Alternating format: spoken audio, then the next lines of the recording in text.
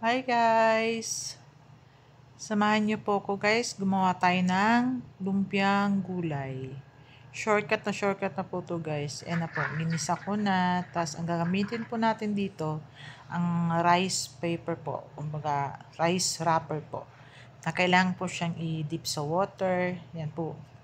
Yan po guys, so didip po natin sa water.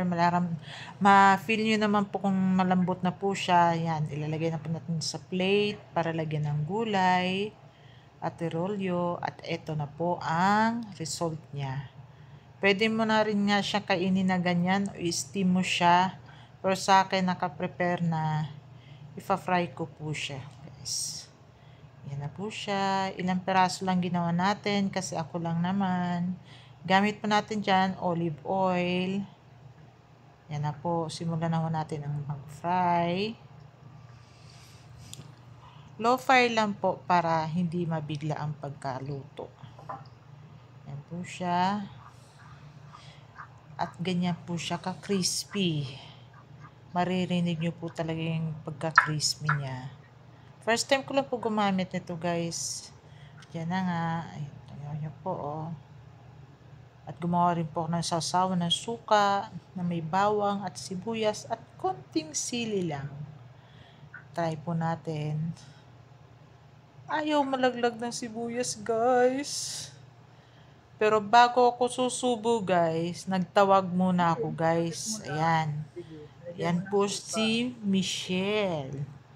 Yan po. Pinatikman ko po sa kanya guys. At kung ano po ang kanyang masasabi. Kaso nga lang, ala na po siyang masabi kundi siya ay sumenyas na laang po. At napaso pa nga ni. Alay nakita niyo nung po ebidensya na usok-usok pa po. O diba? Napaso ang person guys. Napaso. At ayun na nga po guys. Sasawsaw pa siya uli. Kukuha pa siya uli ng sibuyas guys. At mapapaulit ka talaga sa crispy. First time ko lang itong ginamit guys. Rice paper o rice wrapper guys. At yan na nga po guys, tinalikuran niya ako guys, di ba? Ako naman ngayon guys, pakinggan niyo kaano kalutong. O, di ba? Paso din ang person guys.